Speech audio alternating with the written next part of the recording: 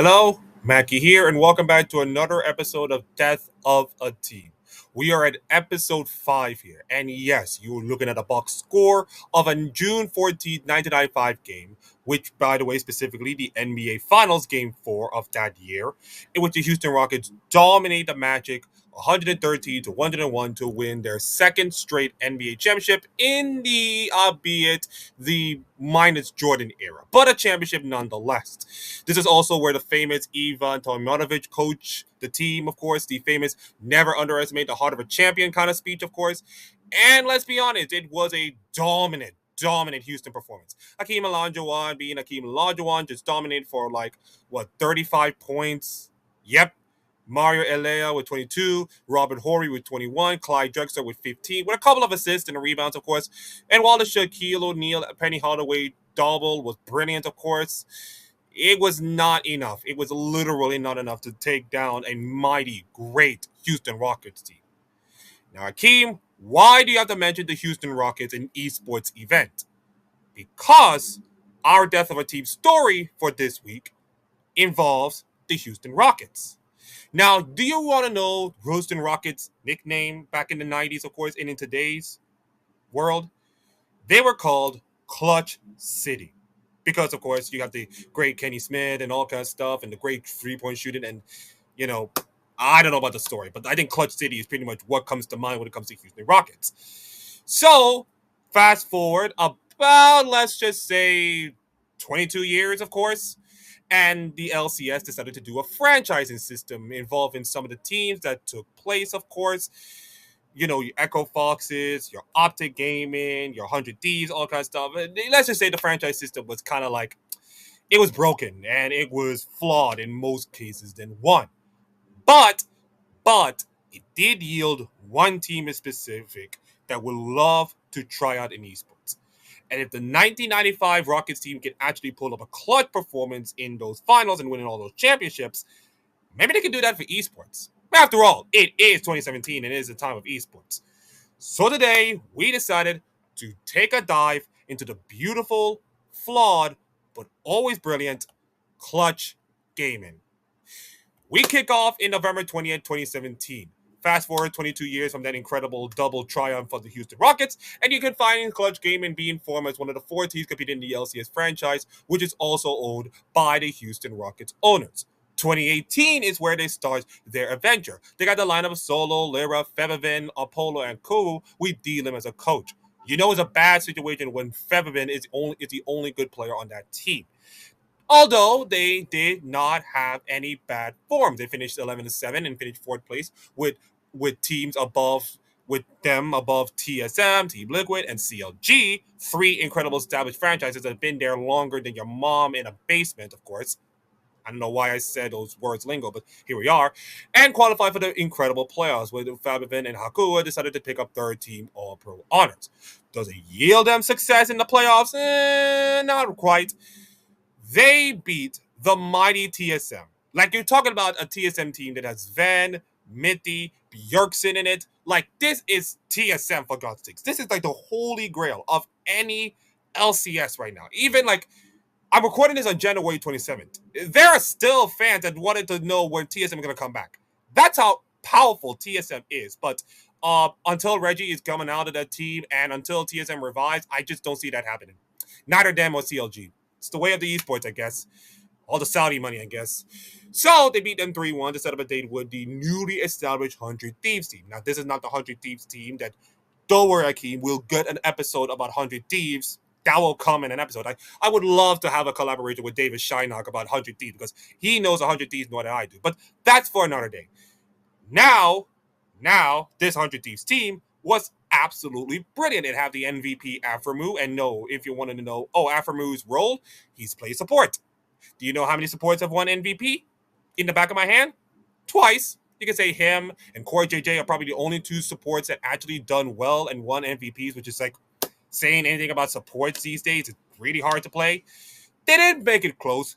5 games to be exact. And after 74 minutes, yes, 74 minutes, the average game time of this season's League of Legends is like, 36, 40 minutes, which is Egregious, but not as egregious as 74 minutes of game time. What the actual heck? I died looking at these games. I died watching it. Cody's son wasn't brilliant, of course, named MVP of that series, and unfortunately, Clutch Gaming did not even go further towards the finals of their LCS. They went on, of course, 100 Ds to qualify for the LCS finals, which they, of course, lost. But for Clutch Gaming to be in the semifinals for the first year, great. Okay, just stick the squad together. And oh no, they finished ninth. 6-12. You gone from 11-7, beating TSM, making close to the playoff to the finals to go 6-12 with the exact same squad. What the goddamn hell? Don't worry, don't worry. At least you have regionals to go through. At least you got the regionals to go to. Because of your incredible spring performance, you decided to go to the regionals by the barest of all margins. Like you talk about 30 points, of course, compared to the other teams that can't even do anything much throughout the two seasons. And you kind of crap yourselves against Echo Fox. That is Rick Fox, Echo Fox. Don't worry, we will have a death of a team on that one, but not with all the racist stuff, of course. We're talking about the team, of course. Now, changes have to be made for this team. Veteran gone, Solo Apollo Haku gone, Damonte decided to join in, and little own Canadian support named Vulcan decided to join in from the Clutch Gaming Academy. Along with Piglet, a former great in the ADC for Cloud9 whenever he's not going insane, of course. And they decided, you know what? I think top 9 needs a little more pizzazz, a little more incredibleness, a little more clutchness. We need to get a player that has been with a team that has won so many. We need to get a player that has been with a great T1 team and a great Fnatic team that went undefeated way back when.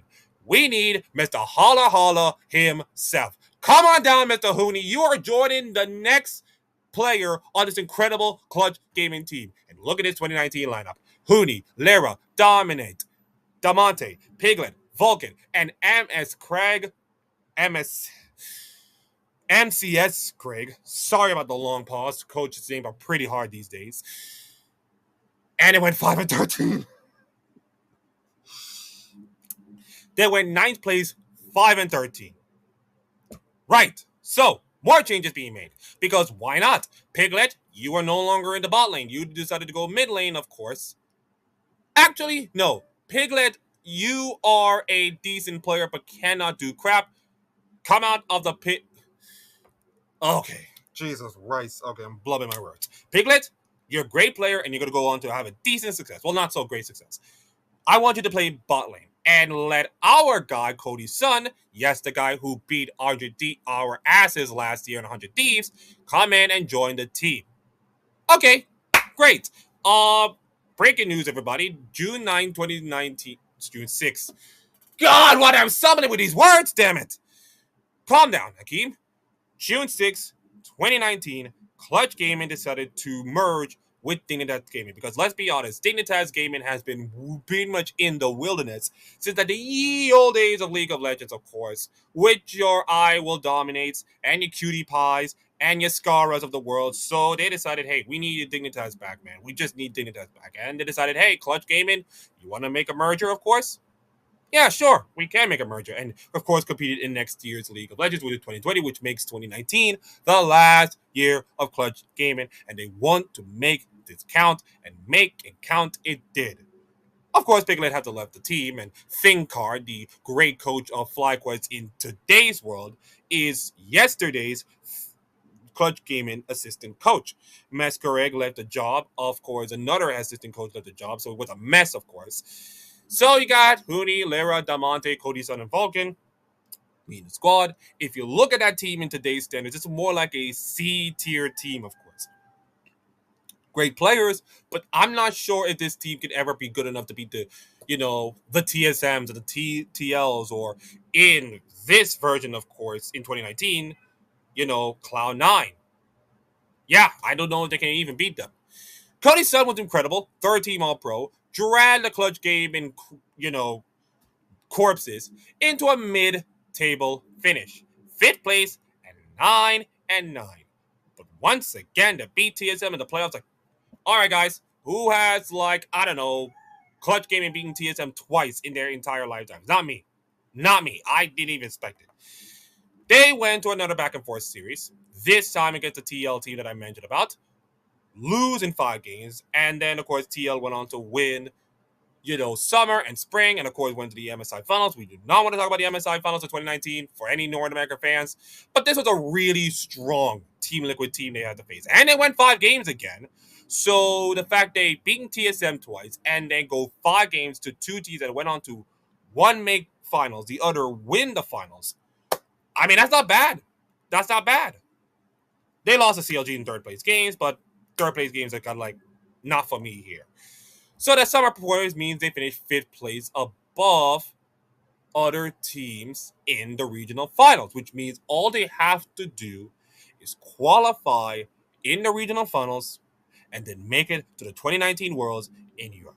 And make the 2019 Worlds they did. They beat FlyQuest, they beat CLG, and then do a reverse sweep on TSM. Guys, Clutch Gaming has beaten TSM 3 times in a series performance in their lifetimes. Like, how many teams in their history would have beaten TSM like more than 3 times? Barely a few teams.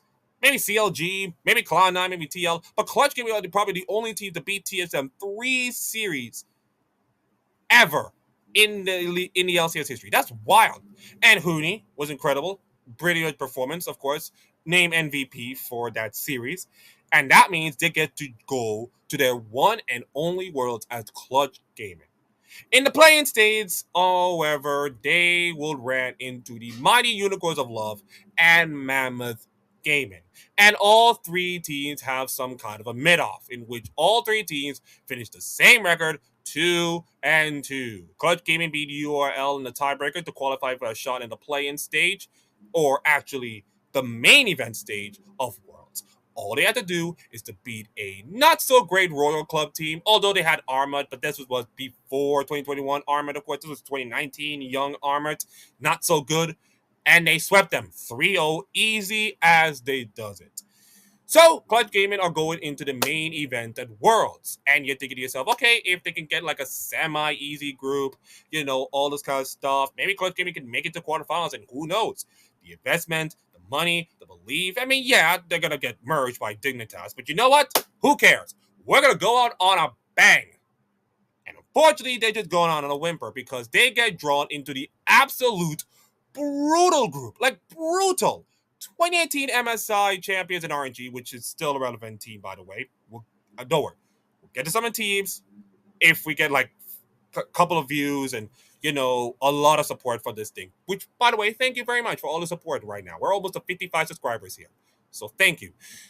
We got Fnatic, of course, 2018 finalist. And, of course, SKT1 and Faker, Hooney's former team, by the way.